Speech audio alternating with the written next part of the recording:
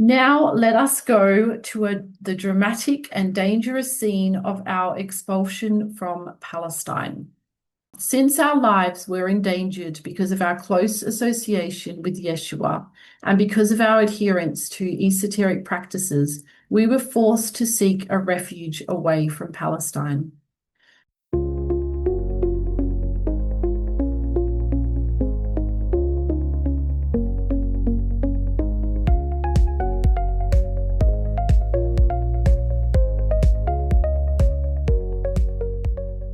Hi, and welcome back to Empowered Spirit Healing.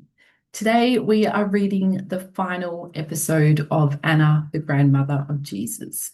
It has been quite a roller coaster ride of emotions and incredible discoveries of learning about all these different incredible initiations and mystery schools and so much hidden knowledge that has not been included in the Bible. So it has just been so fascinating to learn about the story of Jesus, of Mary Magdalene, of Anna, which is the grandmother of Jesus. It's been absolutely fascinating, especially to hear her life story.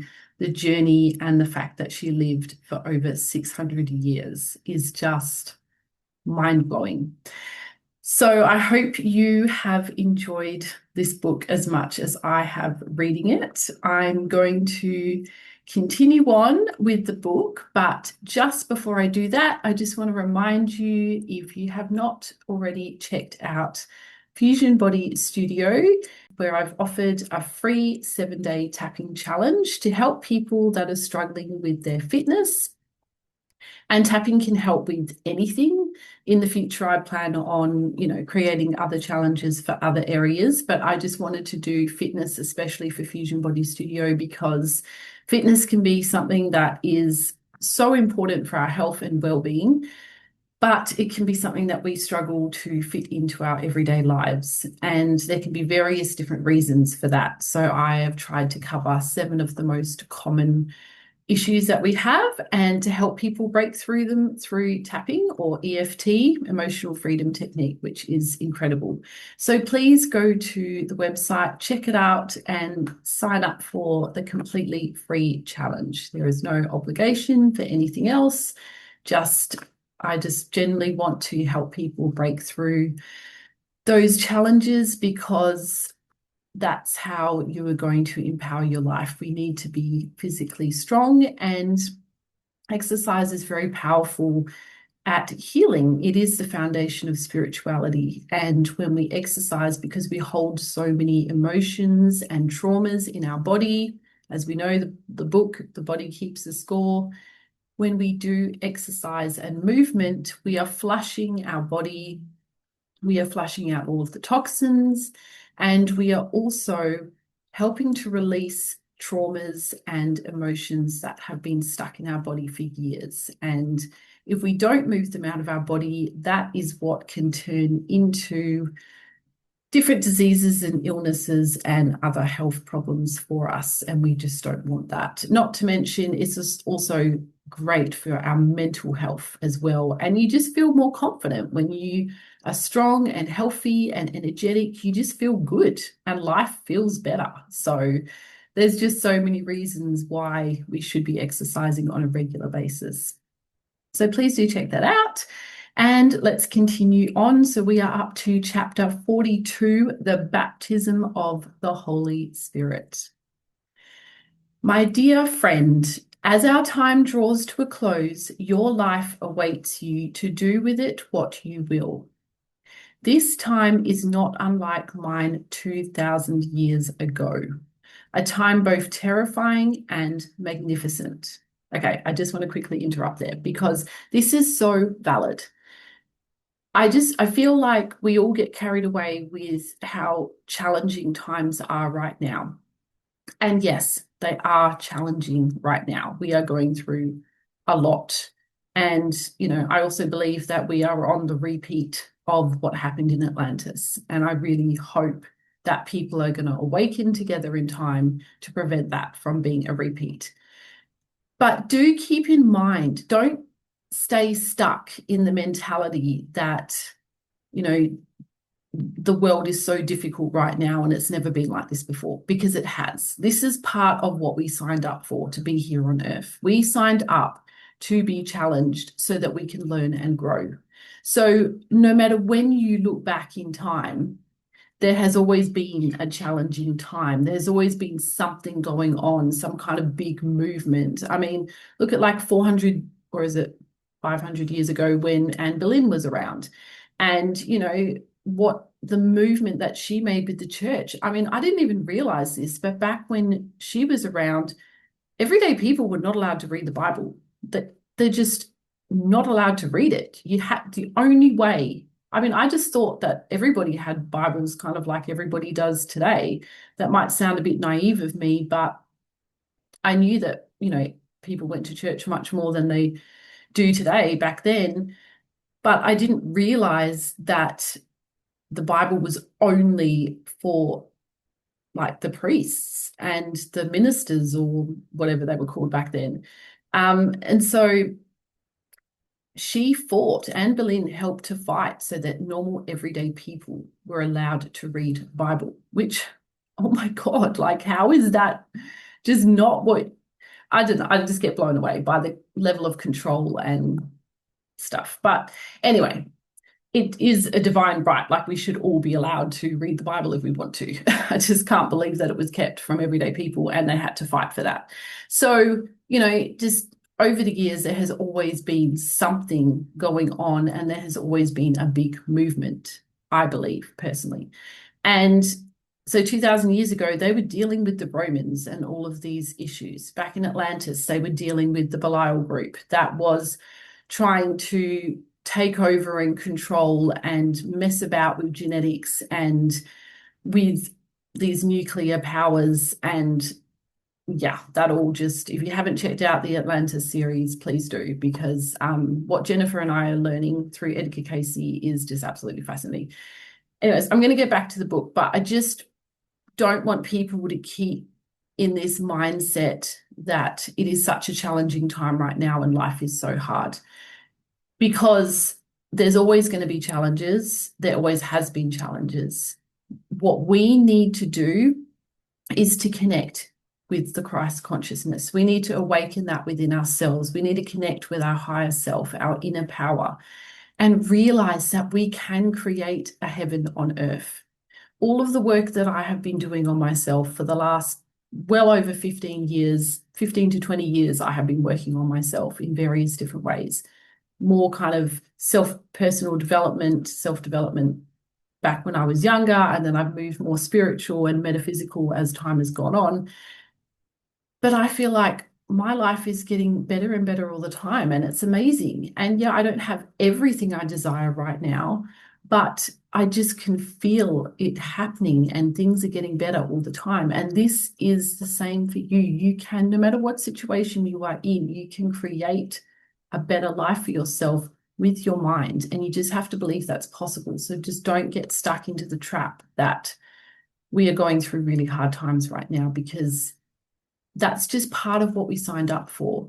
And we need to learn how to overcome those challenges and to still learn to be present and be happy and live an amazing life, regardless of what is going on outside the world. And if anything, Anna has shown us how she has done that. The whole Essene community have done that, how they practice. When Yeshua was walking, carrying the cross up to be crucified, he was able to use his mind and to leave his physical body so that he did not experience the pains of his physical flesh, the physical world, and he was able to go somewhere else in his mind. We are all able to do this. I mean, if anybody has read A Man's Search for Meaning, Viktor Frankl, he was one of the people that was in the camps during the Holocaust, and he just used his mind to experience things completely differently, because he realized that, yes, they can take away their food, their clothing, they can lock them up, they can do all these horrible, make whip them and make them do all of this slave work. But the one thing they could never take away from those people was their mind. And he realized, looking at all the people around him, the people that survived were the ones that had a strong mindset. So it's all about mindset. We all need to work on our mind and activate the higher self within us. Okay, so I'm going to continue on. I have invited you to walk with me in the hope that my experience might assist you in some way to fulfill a destiny that is entwined with that of the Earth Mother and all that she supports. Being with me has likely taken you across a threshold of no return. As we linger together, let us choose to view the future with an even vaster horizon as we review the past. And in doing so, may the eternal now moment be blessed. Because you may be wondering what life was like after Yeshua's resurrection, I will now share my remembrance of the remaining years that I lived in Palestine before my departure to France and Britain. I felt as though I stood on a high precipice, scanning an unknown that stretched far ahead of me. All that I had been through these many years seemed to be pressed and distilled into a pearl of great price.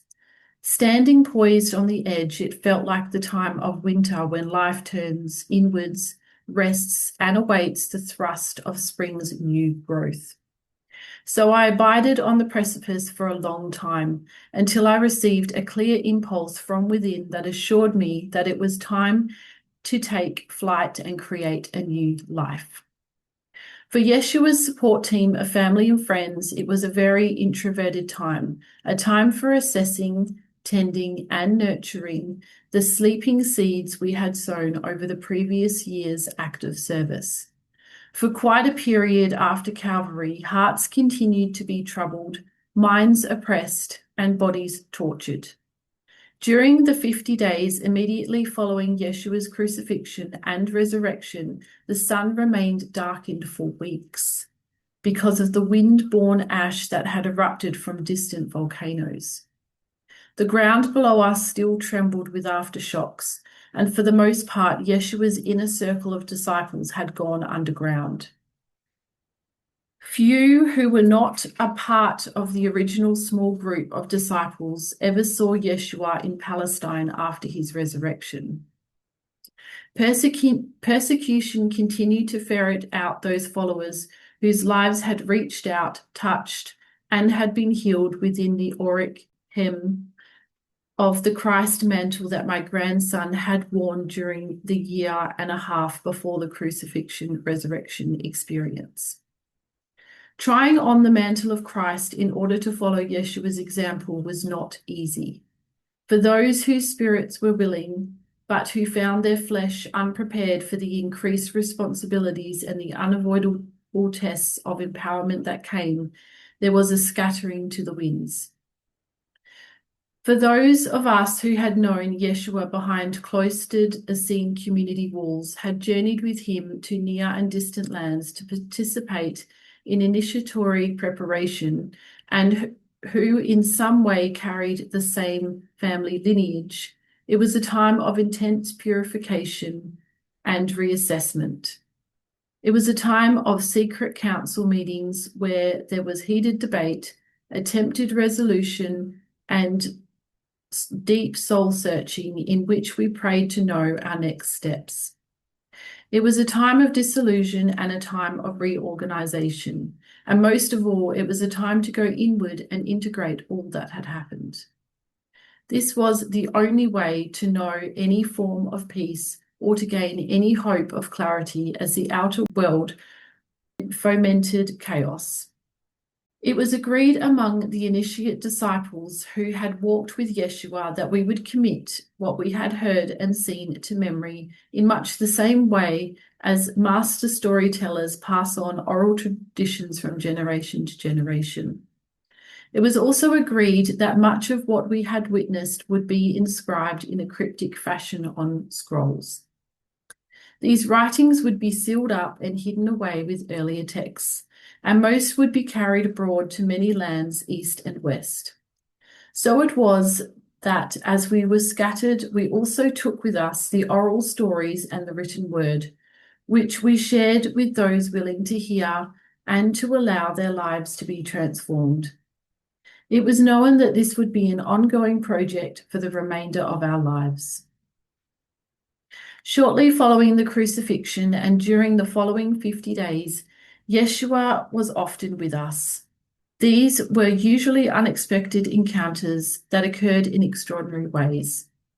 Sometimes he simply appeared in the room in which we were gathered for meals or for a meeting. There were times that we saw him walking on water beside our boat, whereupon, after greeting us, he would then levitate and join us in the boat. One time he walked through the stone walls of an underground cavern where we were gathered, avoiding a potential arrest. Often when we were traveling incognito on the dangerous roads of Judea and Galilee, he would appear as a beckoning stranger resting beside the road, or would simply fall in with us as we walked. On the occasions when he joined us during meals, he would also partake and grandly enjoy whatever was served.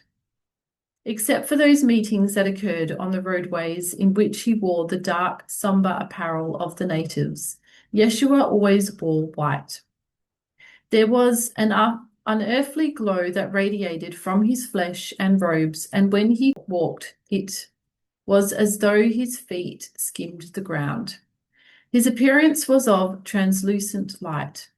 To be touched by him was electrifying and rarely experienced by those who came into his countenance. Yet when we were sufficiently prepared, Yeshua would come to us individually, take a hand and tenderly kiss it, or he would cup our face in his hands and continue to look into our eyes until every tension drained away.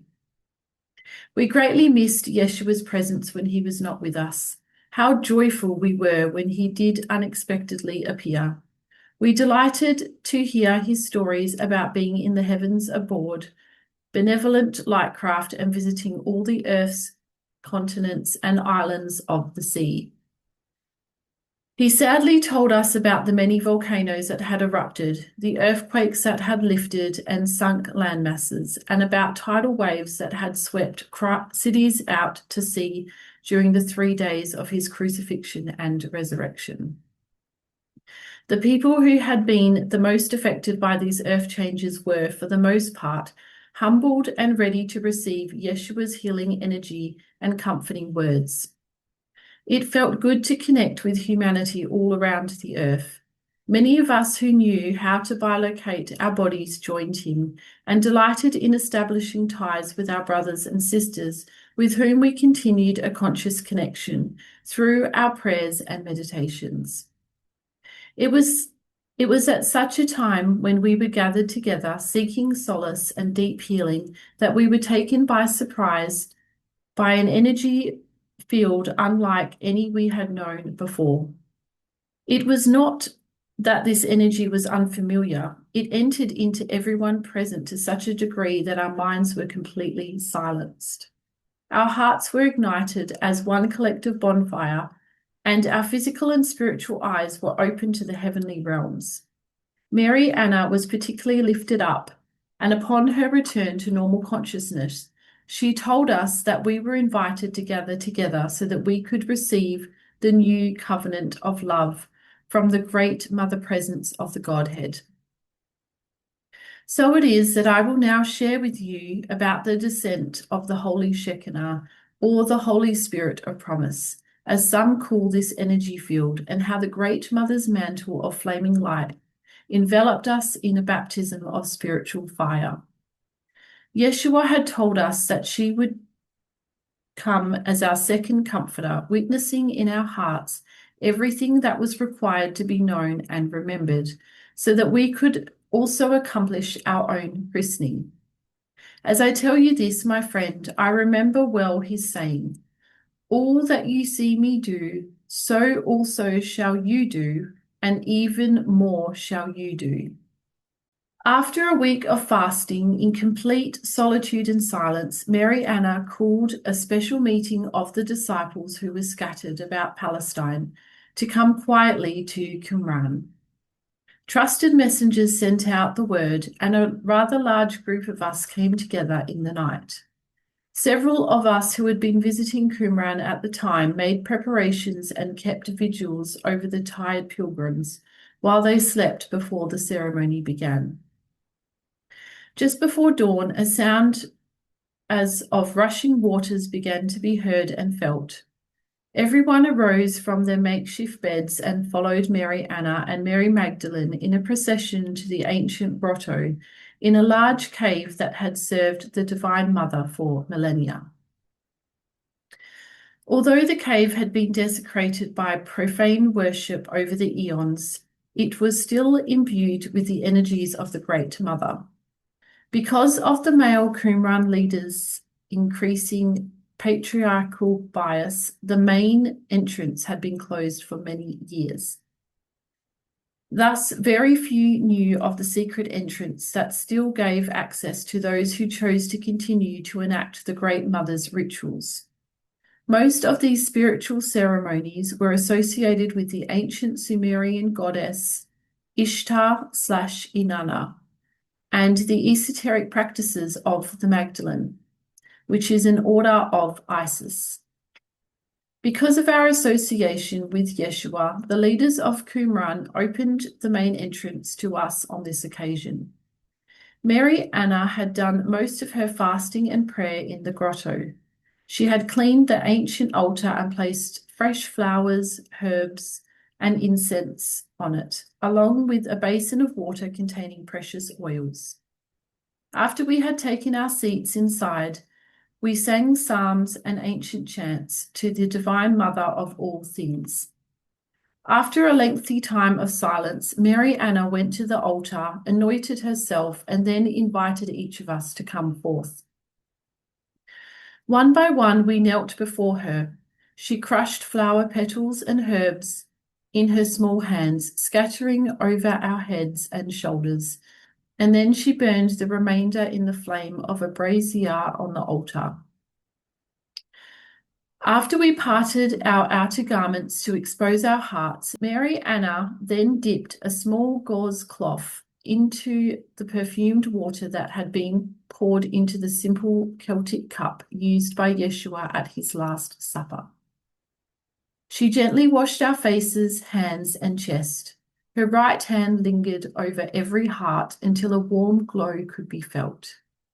She kissed teary cheeks, solemnly gazing into each wet eye, before she turned into the next supplicant. Mary Anna selected a long strip of cloth from a bundled sheaf. She then placed a cloth as if it were a scarf around each one's neck. It was not for the sake of worshipping Yeshua that his mother performed this ritual. The cloth was a token of love and our willingness to accept our eternal union with God, even as her risen Son exemplified. Then Mary Anna quoted one of Yeshua's sayings, which was told when Thomas, who had not been in the tomb during the resurrection process, asked that he also see and know the one who appeared before him was indeed of flesh and bone. Although visible as before, Yeshua's body was now much more refined and translucent. He said to Thomas, "Look, see, and feel for yourself that it is I, your brother, and that I have come to fulfill all things that my Father, Mother God, has given me to do. I have set an example so that you may know how to worship the one God who breathes life in all. Make of your body also an emblem of light and an instrument of peace, so that all in the world may have light and life more abundantly." So did Mary Anna assist us to remember the purpose for the trials that we were continuing to pass through. When everyone had taken their turn, we came together to sit in concentric circles, the men surrounding the women. The children were seated in the center, except for the small babes who suckled at their mothers' breasts. We sang several hymns, and then an awesome silence came over us. Some bowed low to the ground, others raised their heads skyward, eyes rolled back. Many spoke the languages of light. Some began to rise up, levitating towards the ceiling of the great cavern. Again there was an inner sound of the rushing of waters, and then it was as though the stone ceiling above our heads opened. Everyone had their own vision and experience of the Holy Shekinah's many gifts, not the least of which was the unmistakable presence of the Mother of all life. Regardless of her many names, the Holy Spirit came according to each one's belief. She was felt within every heart and body according to each one's capacity to hold her mighty presence, which was like being consumed in flames of light. Then, when that capacity was reached, each was stretched until all in equal measure received the gifts of spirit their soul had long awaited since beginning to incarnate in flesh. The feminine creative aspect of the Godhead came down and alighted upon each of us with the softness of a white dove. Her embrace was both incredibly sweet and terrible. Sweet because her divine love is the milk of eternal life. Her countenance was only dark and terrible to those who chose to resist her embrace. For it is that when her intoxicating nectars are drunk, everything dissolves into formless being. In the moment of her coming, we became one with the birther of all life. We became one with God, the Mother Father. In those precious hours, we knew only the one. It was that fiery, consuming anointing of Holy Spirit that sustained us throughout our remaining days. Regardless of our outer circumstances on the earth plane, whether we witnessed joy or suffering, the Holy Spirit, like a dove of eternal peace, carried us into our destiny, each in our own way. And that's the end of chapter 42. We are now going to continue with chapter 43, the passage of the Holy Grail. Come, my beloved friend, it is time to share our departure from Palestine. Although Yeshua visited us from time to time in his resurrected body, most of our ongoing experiences with him were occurring on the higher dimensions. Our lives passed through much tribulation over the following years after Yeshua's resurrection. Mary Anna's husband, Ahmed, died during the winter of congestive heart failure.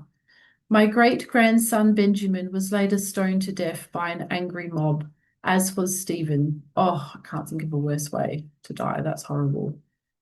Joseph of Arimathea had been expelled from the Sanhedrin and even imprisoned for a short time under false charges.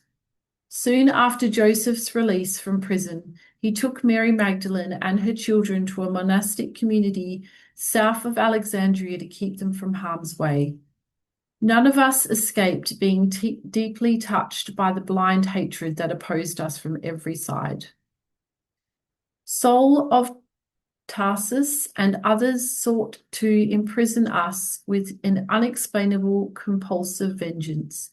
It became increasingly difficult to conceal our identities and whereabouts. All of us took aliases and used every possible precaution, including code names, special handshakes, and cryptic messages in order to secure our lives. So it was that we moved about frequently, spending most of our time in the Essene communities along the Dead Seas, south of Qumran, or secreted away in Jerusalem. Very rarely in those 2 years did I return to my beloved Mount Carmel. Most of its monastic inhabitants were evacuated when the Romans began to use its strategic promontory overseeing the Great Sea as a sentry point. Even our simple Essene sanctuary was rededicated to the Roman god Zeus. We used the name Damascus as a code name for Qumran. And so it was that when Saul of Tarsus had learned that many of us were staying in Qumran for the winter, he sought to find and kill us. It was when he was on his journey to Qumran, in brackets Damascus, that Saul was stopped by Yeshua on the roadside. Saul was taken up into the light and his heart was softened. He returned back to Jerusalem a changed man. The company of soldiers that had gone with him scattered in fear instead of carrying out orders to burn Qumran and imprison zealot fugitives. Saul later changed his name to Paul and began to enlist those disciples who felt a resonance with him and his vision of changing the hearts of humanity to believe in Yeshua ben Joseph as the only Christ, their personal mediating Savior. Those of us that grew up reading the Bible stories probably remember the story of Saul and how he changed his name to Paul and became a believer. His cause also attracted a number of the inner circle of disciples who desired to proselytize Yeshua's message by organizing a hierarchical priesthood in order to accomplish this endeavor. Peter was especially aligned with Paul, and consequently there began to be a division among those of us who had held leadership positions over the previous years. Often a division comes relatively quickly among the followers of enlightened beings who have had direct revelation of the more subtle spiritual realms. The group with the larger numbers adopts a body of beliefs and practices that are based on interpreting the experiences of a perceived mediating redeemer or prophet, often martyred, who is no longer on the physical plane. With those disciples who followed Paul, authority rested outside, either in Yeshua or in the mediating priesthood organized to proselytize him. Others of us, including myself, who had come to know through direct experience that all that we had sought was already within us, honored and maintained an inward authority. Though the way was more hidden and not readily apparent to the physical senses, we were willing to pass through the same transformational disciplines and revelatory processes as did Yeshua, whose example catalyzed our ongoing self-realizations.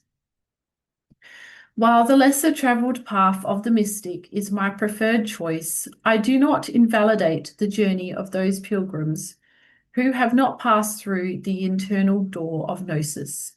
It is not a matter of one path being better than the other is. The question becomes, is there a readiness to embrace the same experiences that enlightened Yeshua and his close companions? I think, all of us are trying to find our path. And there are many different ways. There are many different religions and branches of different religions. And they are all leading to the same thing. And I think you've just got to decide what resonates and what feels right for you.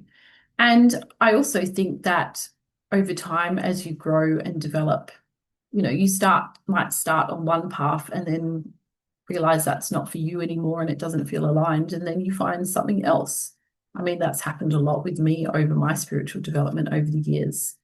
And I think as long as you are checking in with yourself and making sure that what you believe in is aligning with you, then that's all that really matters.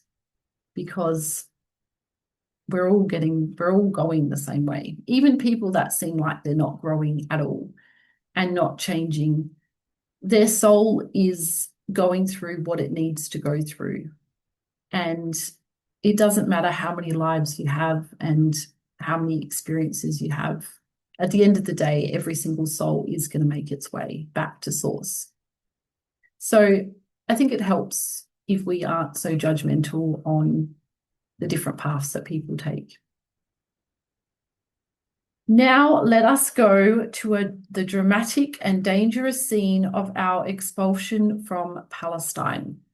Since our lives were endangered because of our close association with Yeshua and because of our adherence to esoteric practices, we were forced to seek a refuge away from Palestine.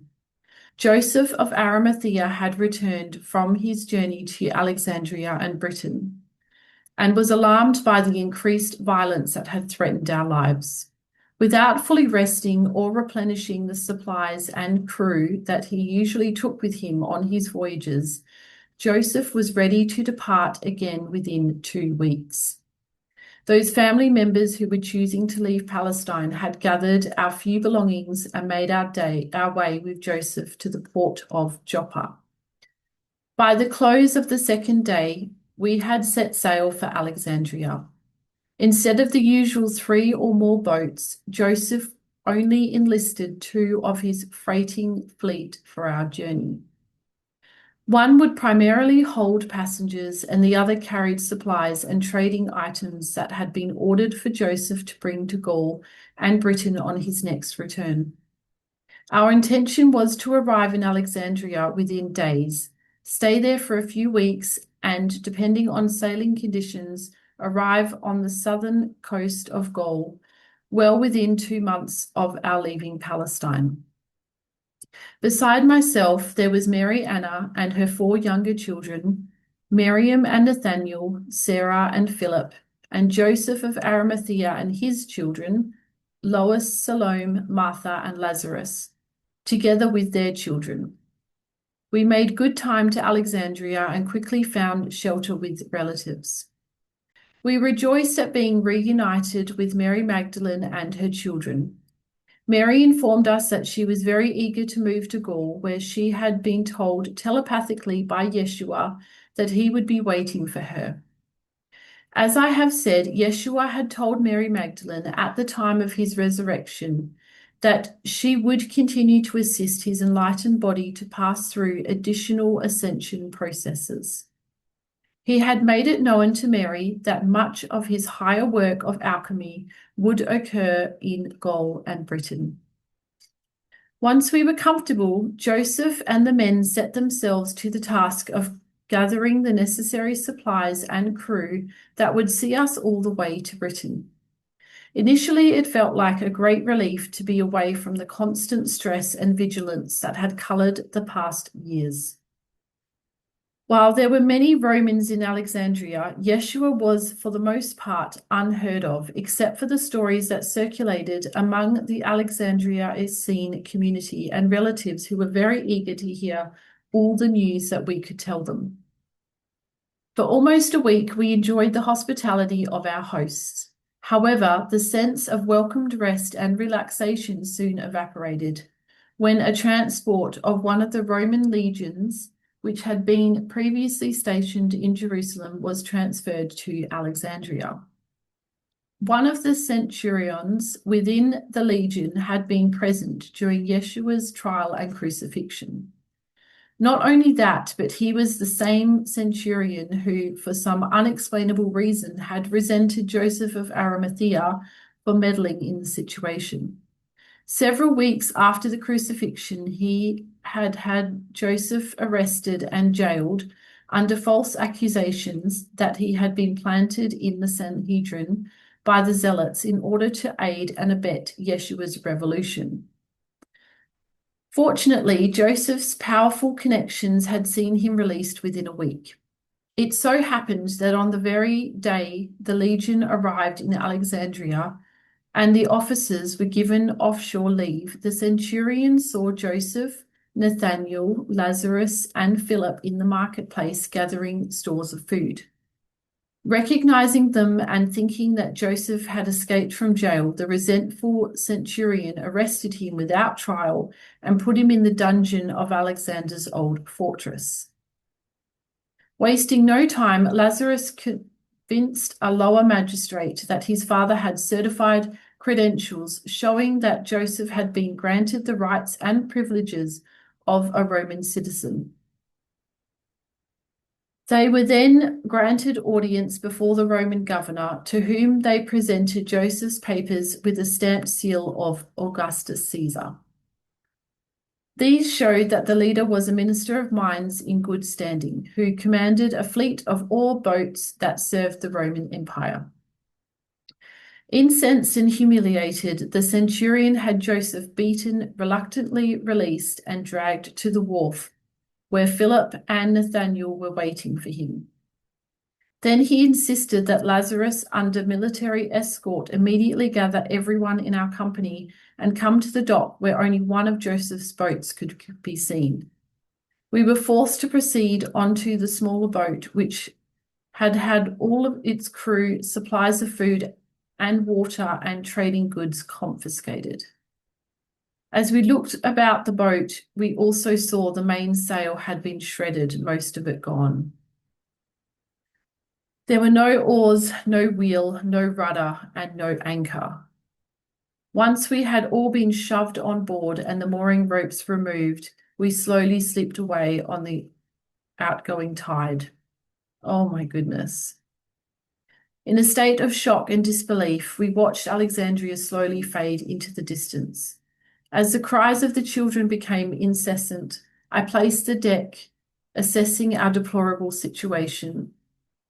Joseph sat in deep meditation, his bruised head in his hands. All the children were huddled around the women who held them, offering them comfort and reassurance. Nathanael and Lazarus were looking to see what could be used to improvise oars and a rudder. Philip had dismantled the tattered sail to see if it could be repaired.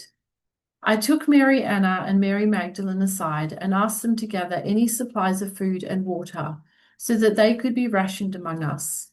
Although our desperate situation invited hysterical fear, I could see that each adult, in our own way, was resolved to meet this challenge with a resolute faith that was born of the many years of initiation that had taken us victoriously through equally arduous circumstances.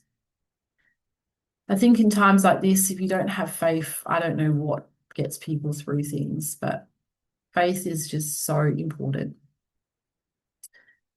I went to Joseph and invited him to go with me down into the hold, where we privately discussed how we could best meet this extraordinary trial that threatened our lives. As we talked, we realized that some of the children could very easily die within the next hours. It was determined that we would encourage everyone present to be calm, and as soon as the sun set and the children were put to sleep, we adults came together in prayer and counsel.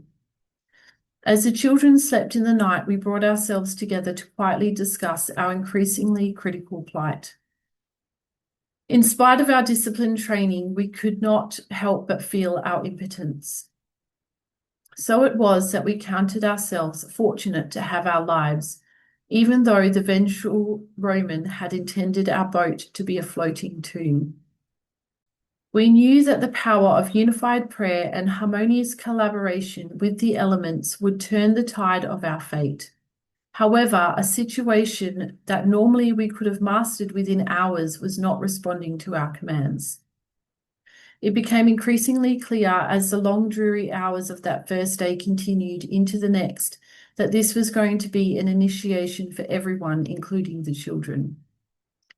Those of us with the mastery of an adept were humbled, and we were all redirected to a sense of unified purpose that had been somewhat diffused over the past years, when so many disciples were scattered to the winds. We elders also realized that in all our focus on Yeshua's ministry and the chaos that followed his resurrection, we had overlooked teaching and preparing the children in the way of the Christ initiate. None of the children had been exposed to the arduous tests that led to mastery of the physical plane. Very soon, those of us who knew the path of the initiate quite well recognized that our boat must become a floating mystery school if we were to survive. The overhead sun blazed like a furnace on the great sea's molten surface, and a cooling breeze was almost non-existent. Swimming in the cool water or having a bale of water poured over us was our only relief during the day. Although surrounded by water, it was too salty to drink. So it was that we passed several days into the hold with no cooling wind, no clouds to give us shade, as the prevailing currents of the great sea carried us in an easterly direction back towards Palestine. Our meagre clothing provided little protection from the day's blistering sun or the night's damp chill. The small store of water that we happened to have with us was almost gone. The dew that was collected during the night was barely enough to wet the parched lips of the children. Before our little company could come into sufficient empowerment and unity, it was the children who humbled us. Most of the children had seen us work miracles and pleaded with us to do so now. It was a sorry state of affairs to experience that we were powerless to change the boat's course. It became clear that we had an opportunity to heal any lingering issues of feeling powerless. As we watched the children suffer and listened helplessly to their pleas, it was a painful test to surrender and align our wills. Even though my heart ached to personally intervene for the children's sake, I knew little could manifest to save our lives until our entire group had come into some kind of cohesive unity. If there were to be a miracle, it would be done as a co-creative community with Father, Mother, God, our commander. By the time we were into the third day, the children realized that the adults could not save them, and they were willing to hear our counsel. They began to really listen instead of shrugging off the stories that we had been telling them about our own initiations, and especially those of Yeshua. Inspired, instead of complaining, they began to look on our plight as an adventure. With humility and courage, everyone was ready to come together in mighty prayer and conviction that our destiny lay ahead of us in Gaul and Britain, not being hopelessly adrift on the sea. Having brought ourselves into a unified resolve to turn the currents, we began a non-stop vigil of prayer.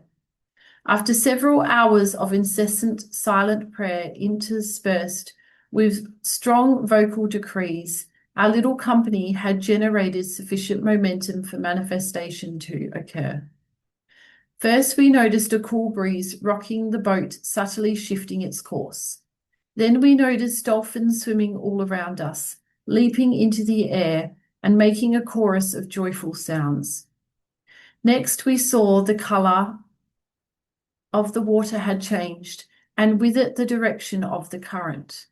Slowly but surely our little boat turned its direction as if carried by a force that was more than the current or wind.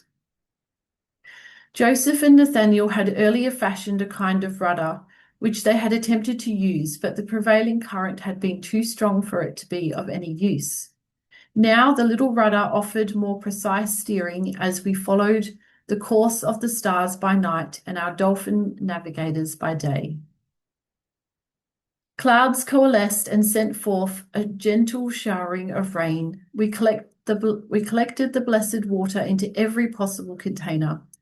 Although I realized my story must sound quite far-fetched, fish began to jump into our boat, and the flimsy nets made from the remnants of the sail, which we had attempted to use before with little success, now began to catch all the fish we could ever want and more. With our physical needs met, our spirits high, and our course struck, we continued our voyage beyond impossible odds. We chose to stay away from any land masses, knowing that we could reach our destination best by maintaining our unified focus, rather than dissipating our energy by engaging another encounter with the Bromans. Although we were seen by a number of passing boats, the appearance of our crippled vessel told them we were fugitives put on the water to die, with nothing of value to pirate. Joseph knew the coastline of Gaul very well when he recognized that they were drawing close to a little port that has become known in your day as Saint Maries de la Mer. He and the other men began to guide us towards the inlet. We found that our boat moved easily upon the incoming tide into the estuary, where several small wharves hemmed the banks. Beyond was the welcome sight of thatched stone cottages with smoke curling up into the sky from their half chimneys.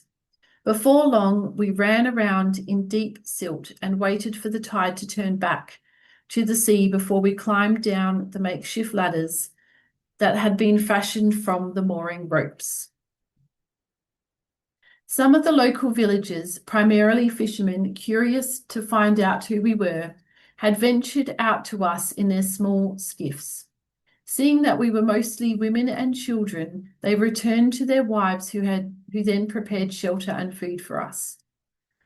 Once the water was knee-deep, we joyfully waded to shore, ravenously ate our first real meal in over a week.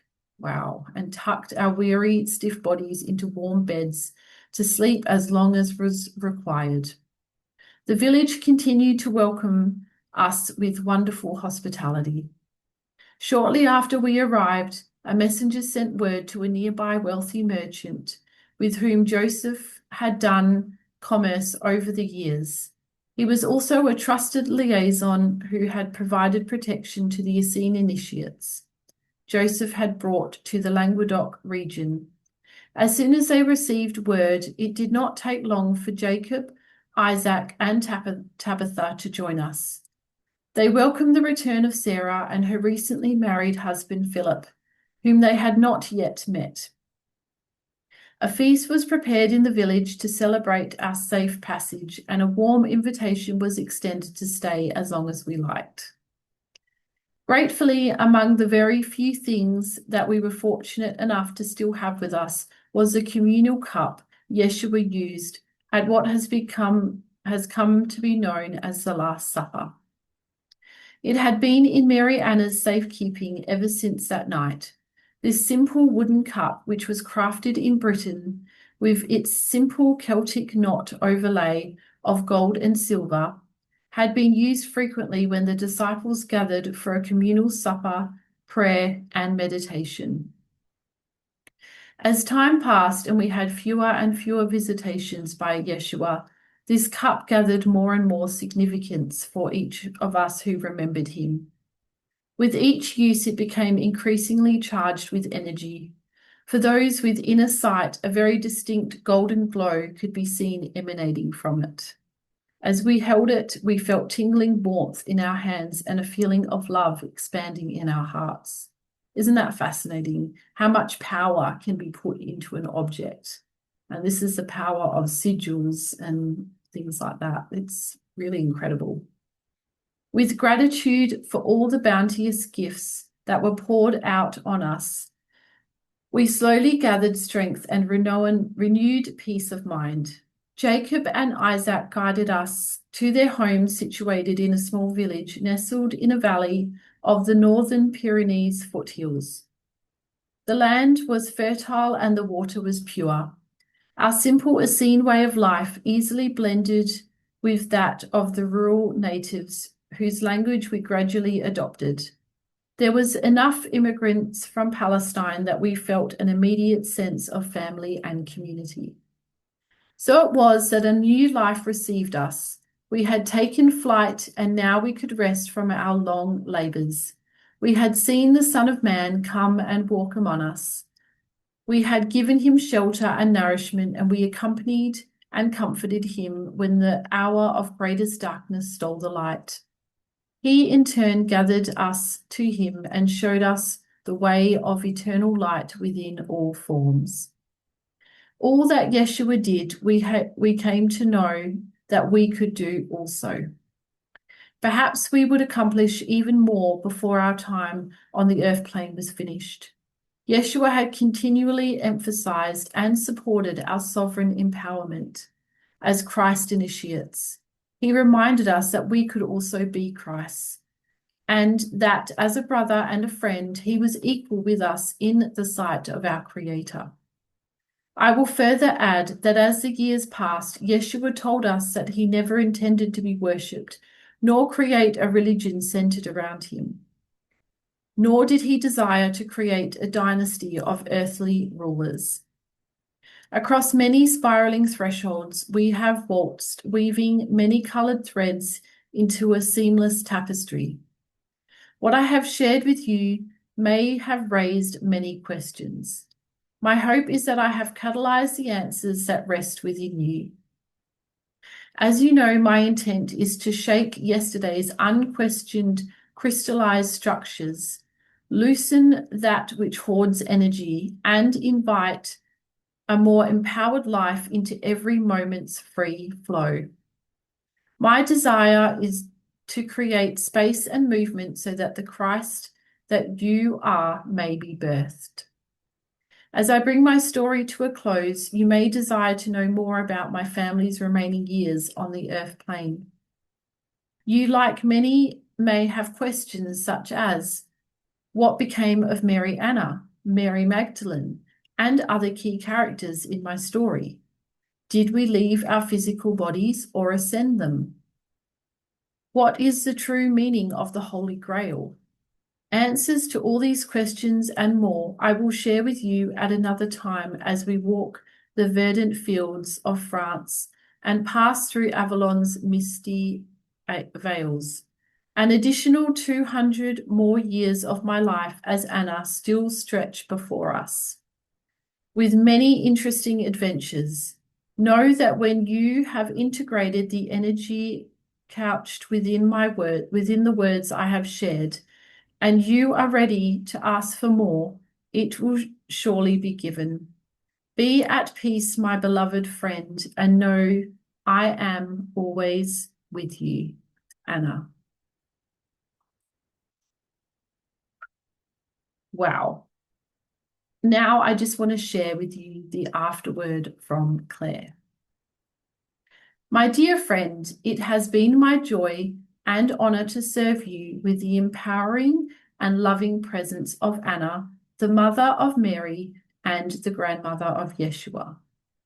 I will now conclude this portion of her story by sharing with you how Anna, grandmother of Jesus, came into being. In the fall of 1987, near a waterfall in the Grand Tetons, I experienced a completely life-transforming physical encounter with the ascended Master Saint Germain, previously Joseph, the father of Yeshua. Shortly thereafter, I was informed that I had a close connection with Yeshua's grandmother.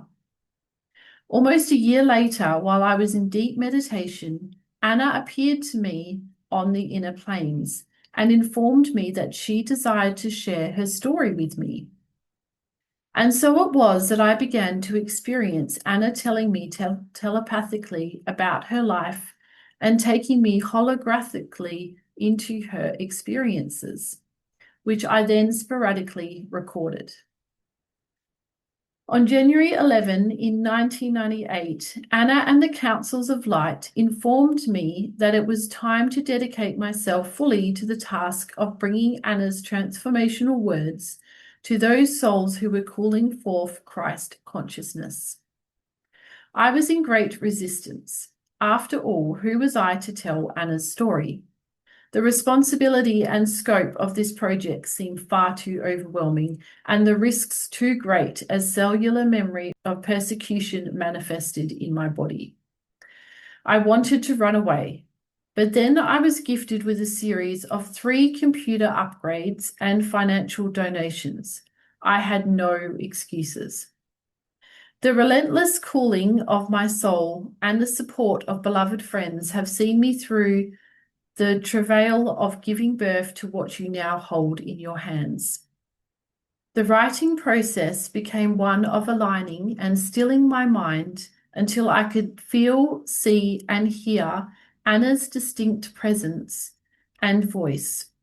Often our spiritual journeys together took us flying over the terrain of Palestine, Egypt, and Britain. Many times we zoomed in close enough to see great detail. Wow, that would be incredible to see. As I was having these experiences, I wrote what I saw and heard. My favorite experiences were those in which I fully entered into Anna's life as if I were in a holographic virtual reality, touching, smelling, emoting, tasting, and seeing through Anna's senses.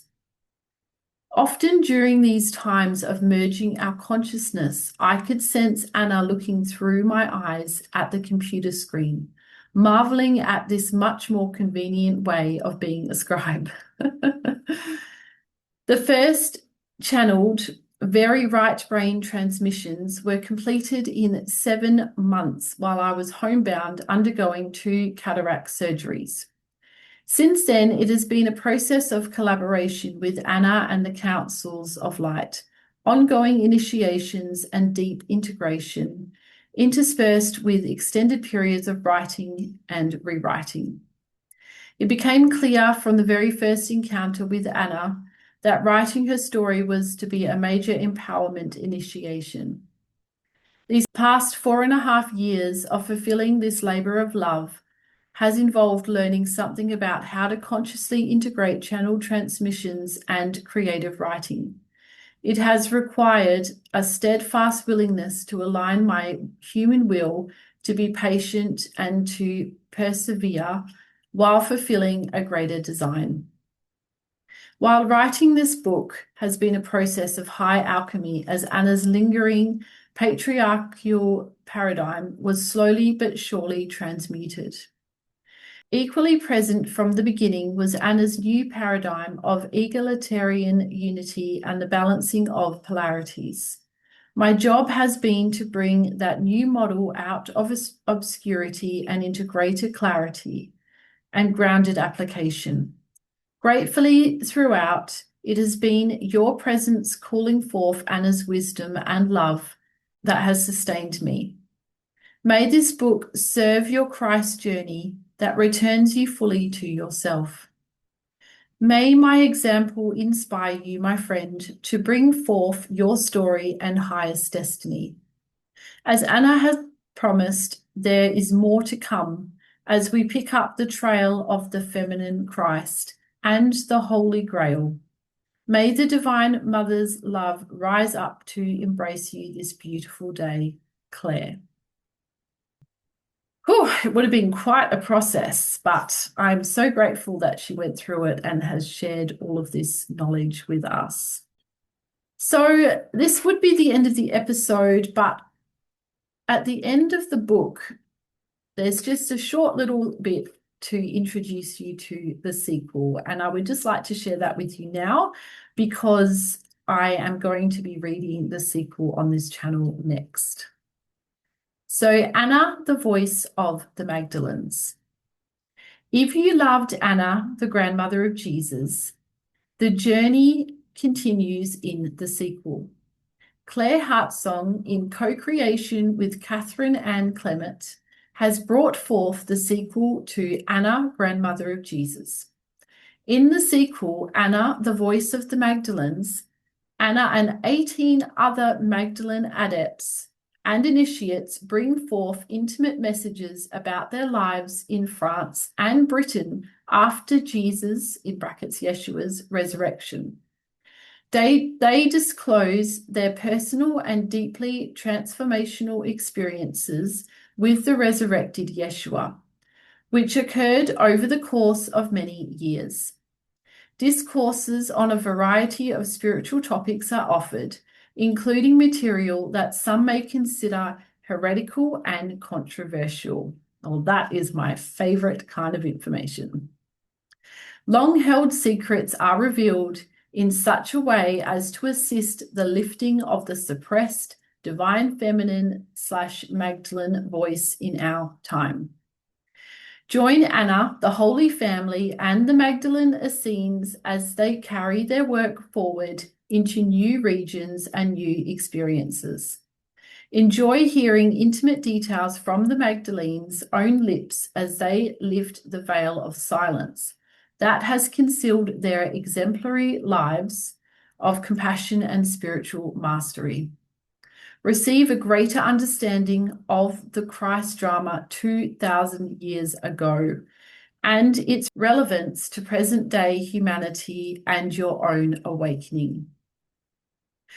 Through Anna, the voice of the Magdalens, you will continue the journey with Anna, the Holy Family, and 18 other Magdalene Essenes as their work is carried forward into France and Britain after Jesus, in brackets, Yeshua's resurrection. Uncover the lost years after Jesus' crucifixion and resurrection. Meet the Magdalens who witnessed and walked with the resurrected Jesus in France, Britain, and India. Discover long-hidden secrets concerning Jesus' intimate life, relationships, and children. Understand the vital importance of lifting the suppressed divine feminine voice in our own time of great chaos, so that all beings may flourish and be brought into harmony and balance. Grasp the importance of the seeding of light, how the dispersion of Anna's, Mother Mary's, and Jesus' bloodline of enlightened descendants may be carried within you, acting as a living catalyst for awakening your own Christ Magdalene potential today. Well, I am super excited to get into the sequel. I cannot wait to start reading it with you all and share all of that amazing knowledge. So please like, share, comment below, and tell me what you have thought of this book. And let me know if you're excited to hear the sequel. And I will see you on the next episode. Thank you so much for joining me. Bye.